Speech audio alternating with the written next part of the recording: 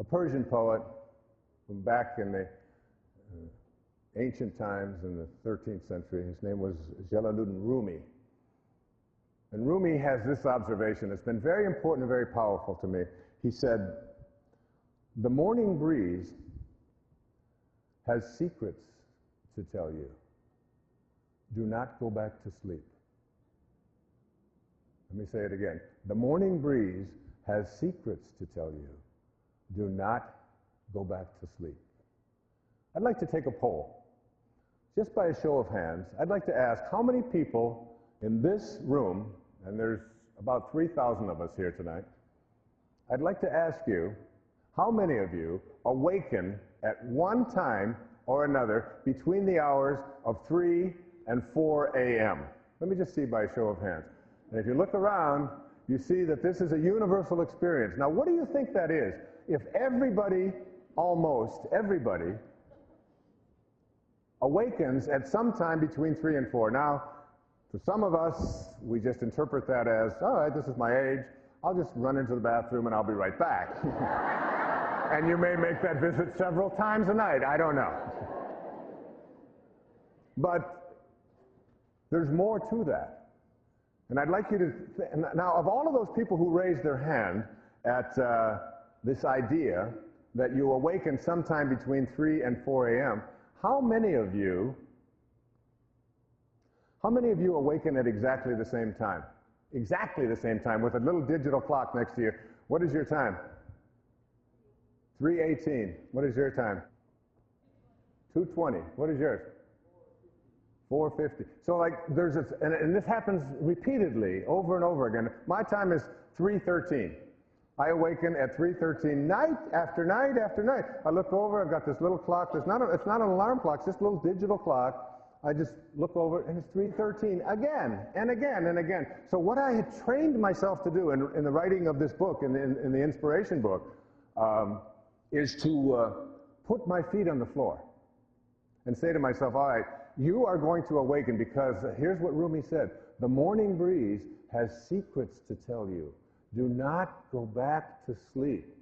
Do you realize that between 3 and 4 o'clock in the morning, in the middle of the night, this is the time when you're closest to your source?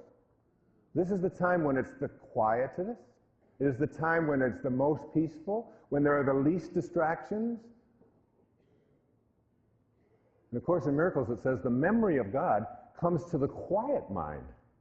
It cannot come where there is conflict. A mind at war with itself remembers not eternal gentleness. Eternal gentleness. That's what you came from. It beckons you back to be awake. It's the most creative time in your life. Try it. Take that moment that you are being called by your source and awaken, and force yourself to shake the cobwebs out. And if you can't, then put your feet on the floor and say, look, if I have to go back to sleep, I'm going to sleep with my feet on the floor. And after a while, that gets very uncomfortable, and you'll get yourself up. Now, when I do that, and I get up, and I live on Maui, thank you, thank you, thank you, thank all of you for my beautiful home that I have on Maui.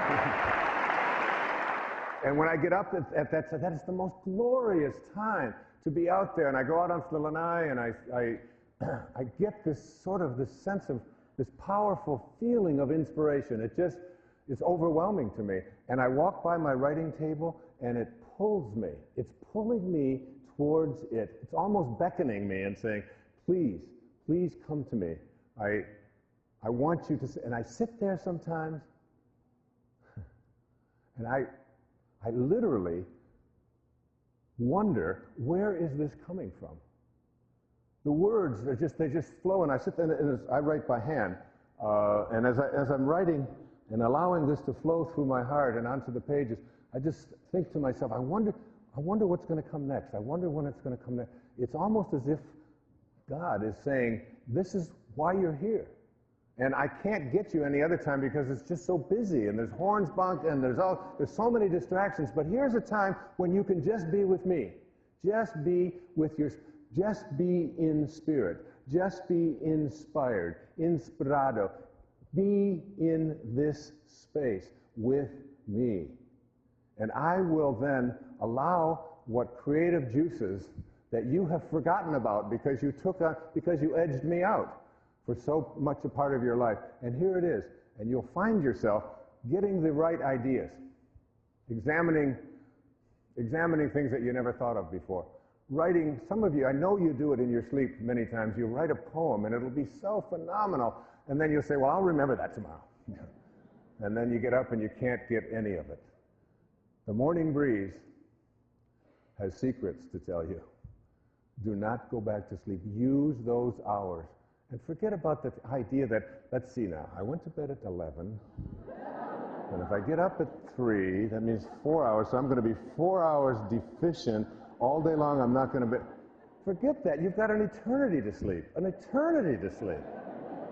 And when you learn to meditate and get quiet and get peaceful, you can always, in 20 minutes of time of meditation, any time during the day, get the equivalent of a full night's sleep. Don't go back to sleep. I'd like to speak in this program about what I call the rewards for inspiration. Things that will be your payoffs, your prizes, if you decide to move into spirit, into this world of spirit that I'm speaking about here on PBS. Back in the 2,300 or so years ago, we're not quite sure exactly when, there was a great teacher in India. His name was Patanjali. And in all the research that I've done on Patanjali, there's not sure if it was one person or a series of people or whatever it is, but it's great teachings, and I've immersed myself in the discourses of Patanjali, in the sutras, and practiced it. And one of the things that Patanjali, who was teaching people about being miracle workers at that time, teaching them about things that no one had ever heard about before, about the power of the repetition of the sound of the name of God as a way of manifesting something into your life, teaching people about being invisible, stuff that's a little bit strange, but that's, it's like being 65 has its advantages, because I can talk about things that are weird, and I usually point it out so you don't think I don't know that this might sound a little strange. But I would like to suggest to you that he offered something about inspiration that I want to offer to you. And there are 6 of these things, and I want to cover each one of them in this program. He said, when you are inspired by some great purpose, some extraordinary project, all of your thoughts break their bonds. Your mind transcends limitations. 3, your consciousness expands in every direction. And 4, you find yourself in a new and a great and a wonderful world. Dormant forces, faculties, and talents come alive. And 6, you discover yourself to be a greater person by far than you ever dreamed yourself to be. Those are the rewards. It's not like you're going to win the lottery. It's not, and you may. It's not that somebody's going to come riding into your life on a white horse or whatever. These are the rewards. These are the things that are going to be so powerful for you. The first of these is what? When you are inspired by some great purpose, some extraordinary project, 1, all of your thoughts break their bonds. All of your thoughts break their bonds. What do we mean by your bonds? Your bonds are the thoughts that you have that keep you disconnected from your source. They are thoughts that are out of harmony with spirit, with God consciousness, with God realization. Because this is basically about being like God, being like source, being like spirit, being like divine mind, in everything, in every thought, in every action, more and more, connecting yourself back, catching yourself. So, the bonds are the ways that we think. I'd like you to imagine a ladder. And this ladder has 10 rungs on it, from the floor all the way up to the top of the ladder. And at the top of the ladder is the highest rung. And at the top of the ladder are the words, "This is my desire," and it's aligned with spirit. Again, this is my desire, and it's aligned with spirit. So what is your desire? My desire is to with spirit. So what is your desire? My desire is to manifest abundance into my life. Perfectly aligned. We came from an abundant source. My desire is to feel a sense of well-being in my body at all times. Perfectly aligned. My desire is to have divine spiritual relationships in my life. My desire is to get the job that I am working towards getting. My desire is to live in a place where I feel most peaceful and most loving. My desire is, and these, whatever it is, it doesn't make any difference. It's the 10th rung. It's the highest rung. It is your spirit aligned with your desire. All right? So here it is. It's right up here. Now you have to ask yourself the question, what is it that I offer up to this 10th rung desire? All right? A 10th rung has to have, in order for it to manifest and show up in your life, it has to have thoughts, feelings, and behaviors that match up to that. And if they don't match up, you get out of harmony. See, thoughts are energy. Like everything in the universe, it's energy. Einstein said that nothing happens until something moves. It's all about movement. It's all about energy. And every thought that we have has an energy component to it. We can measure our thoughts and how they impact us, whether they strengthen us or weaken us at any time in our lives. All right, so there's a wonderful book written about this, and it's called Ask and It Is Given.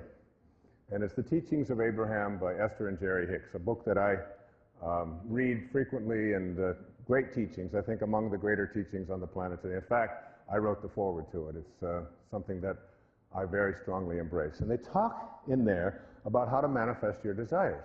And the mistake that most of us make is that we attract what we don't want because our thoughts are on what we don't want. Or we continue to attract what's missing in our life. We're not at number 10, we're at about number 3. And what are some of these on these lower rungs? It probably won't happen. It's very difficult. These kinds of things have never happened for me before. I don't have this kind of luck. We've got the wrong people in the White House. The economy is bad. I don't have the ability to make it happen. I don't really believe it's possible.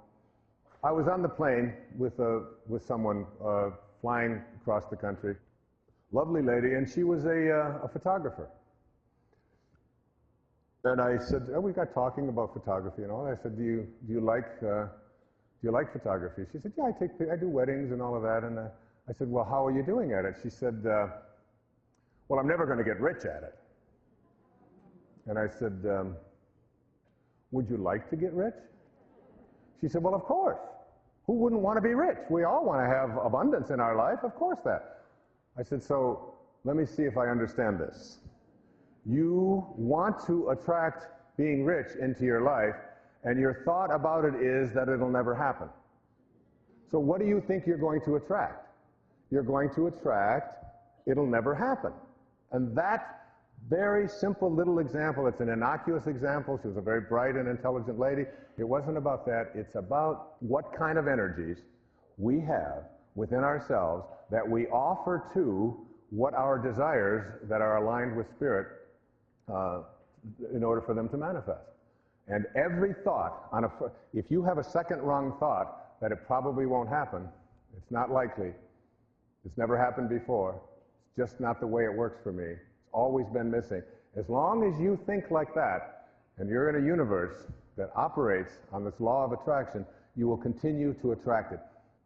A man named Albert Einstein, who I've spoken about before, theory of relativity in a bowl of soup. This is a lot of it, remember? One of his most important observations was this. He said, every single person in the universe has to make the most important decision of their life. which is, do I live in a friendly universe or do I live in a hostile universe? That's it. Now, if you believe that you live in a friendly universe, then you will begin looking for a universe that cooperates with you in order to manifest what it is that you want to bring into your life. You'll be looking for evidence that what it is that you are seeking is coming towards you. If you believe you live in an unfriendly, hostile universe, you will take a different position. You will believe that these kinds of things are not going to be attracted to me, and you'll start with this whole notion that you'll become one of those people who are always looking for occasions to be offended. And there's no shortage of occasions to be offended, and there's no shortage of these people. I mean, all you got to do is look at somebody who's tall, somebody who's short, somebody who speaks with an accent, somebody who wears their hair in a certain way, somebody who has jewelry that you don't, whatever it might be. If you're looking for occasions to be offended, you'll be finding all over the place. If you're a person who believes that you don't live in that kind of a universe, you'll start this, and this is the key. What you want to say to become inspired in your life, to have all of your thoughts break their bonds, is this. What I desire, which is aligned with Spirit, is on its way. It's on its way. If you believe that it's on its way, then you will start looking for occasions for it to show up, rather than occasions for it not to show up. And then you will start acting on every tiny little clue that shows up in your life. Even obstacles become just something like, oh, this is just another test. You know, I can pass this test. It's not going to be difficult. I'll get past it. And you can not bog yourself down in all the reasons why something won't work. Instead, you make the shift. It's on its way. I desire it. There's nothing for me to fuss about. There's nothing for me to worry about. I will not be in a state of anything other than anticipating that what I intend to create is on its way. One of the people in my life that demonstrates this quality over and over again is my beautiful daughter, Sky, one of my beautiful daughters. And I asked her to write the theme for this program. I called her one morning. I think it was about 3:13. I was on Maui and she was in Florida. And I said, honey, You Inspire Me is the title.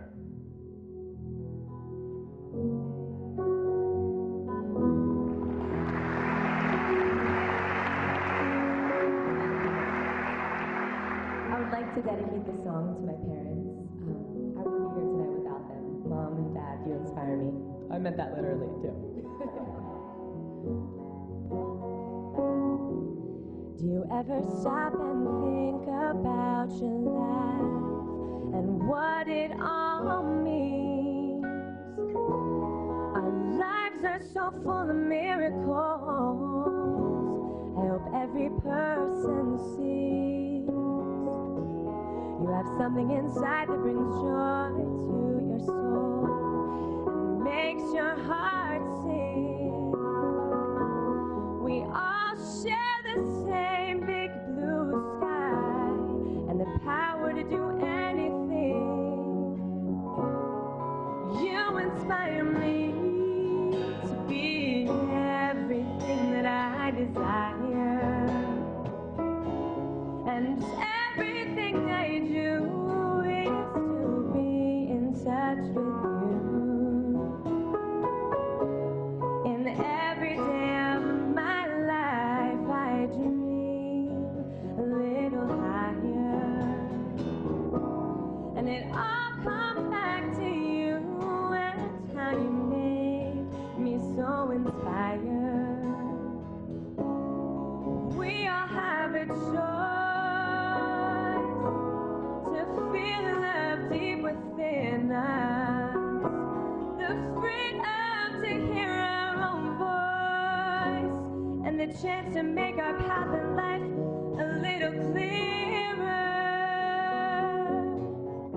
Oh, you inspire me to be everything that I desire. And everything I do is to be in touch with you. In every day of my life, I dream a little higher. And it all comes back to you, and that's how you make me so inspired. Do you ever stop and think about your life?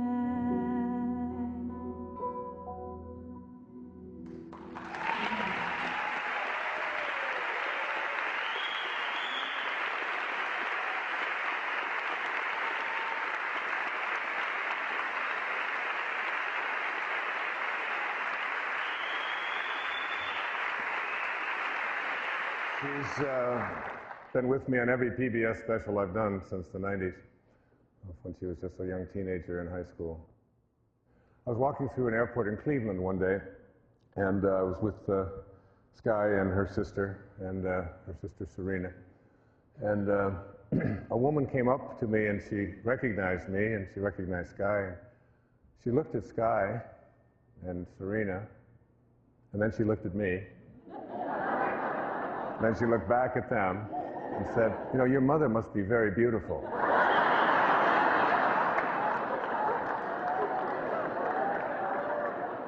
And the truth is, she is in every way.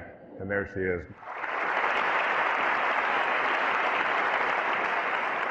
Nikos Kazantzakis, who wrote Zorba the Greek,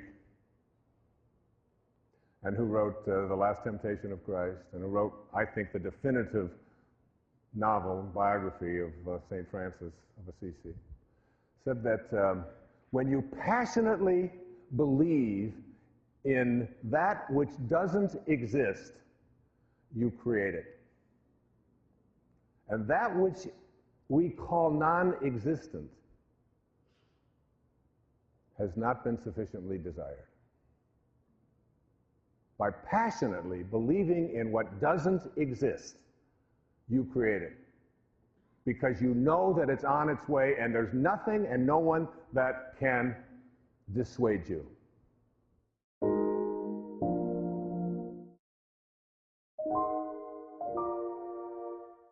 I'd like to go into the second of these rewards that you'll get. Your mind transcends limitations.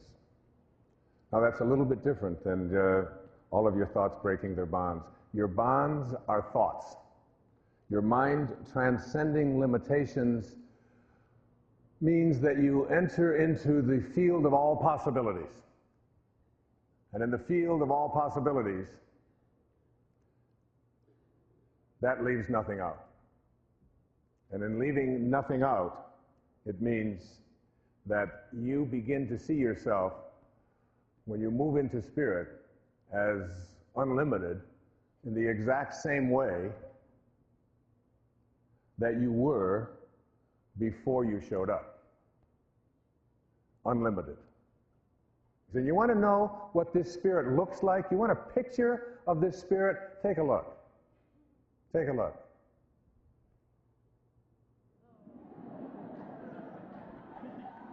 You know who that is? That's my grandson.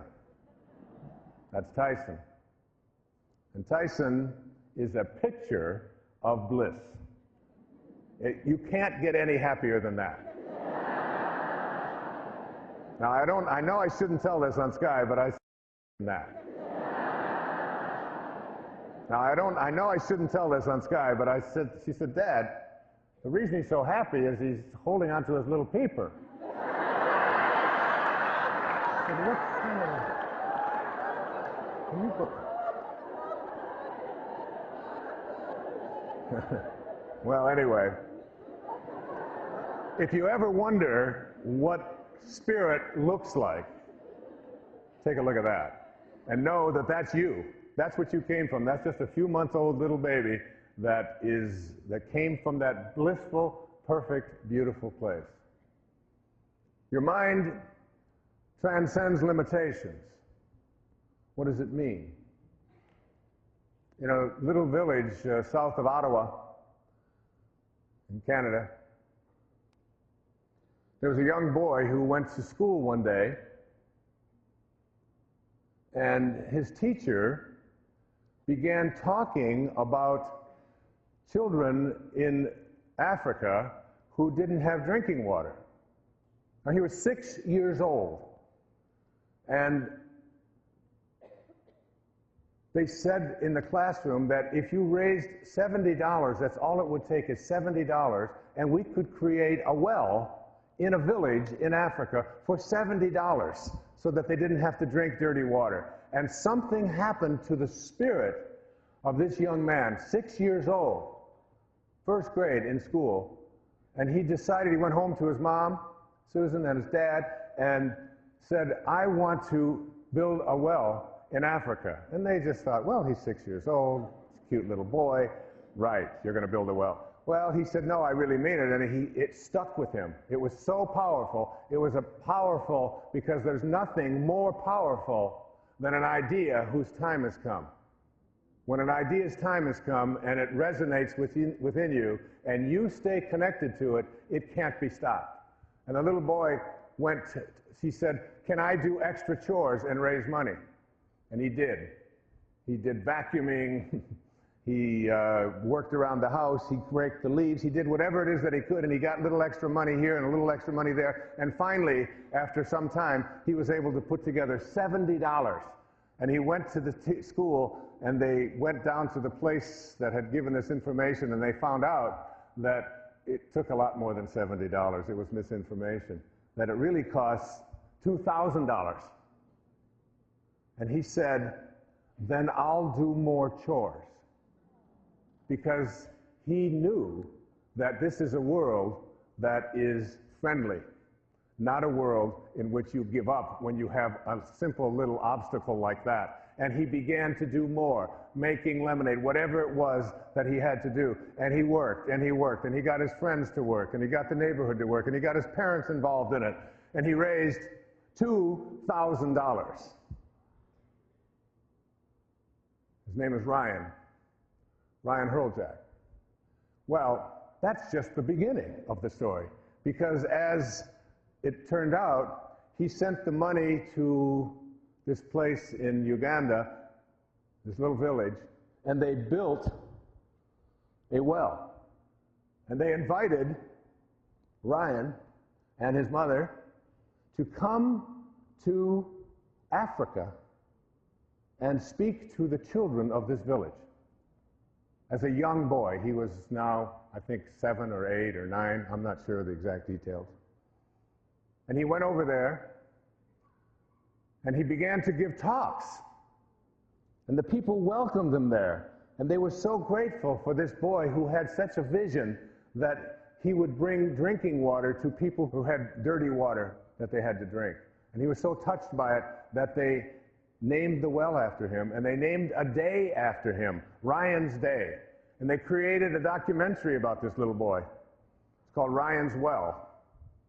Well, today, that little boy has raised over $1 million for water to be brought to the villages of countries in Africa where they didn't have it before. $1 million. He lectures all over the country, the United States and Canada. He's in great demand. And when he got there, he had a little boy that was so connected to him that they were pen pals. His name was Jimmy. And it turns out Jimmy was an orphan. And Jimmy got himself into some difficulty after Ryan left and went back to Canada. And Jimmy was captured by rebels and was going to be either killed or trained to be a killer. And he had a friend who contacted the Hurljacks back in Ottawa, and Jimmy was brought back through all kinds of wonderful channels that were worked together, and he became his brother. and they adopted this wonderful boy as their son.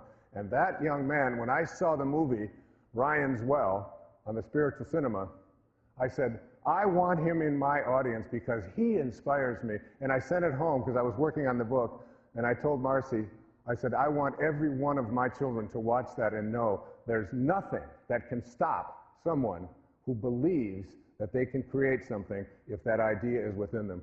And there he is right there, my friend, Ryan Hurljack, and his mom, Susan, and Jimmy. Stand up. Let the world see you. Susan? Jimmy?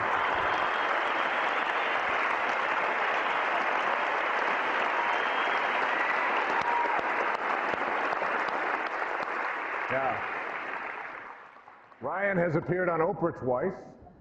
And the first time, when she called and asked if he could come, it was on a Thursday when he had something that he had to do in school, and he said no. And his mother said, you're saying no to going on Oprah? I can't do it at this time. And they changed the date so he could be on.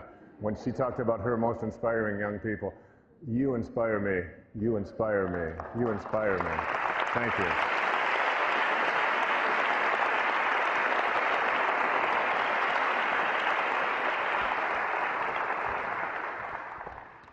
On the 6th of April, 1994, the president of Rwanda was in an airplane. He was a Hutu, and his plane went down.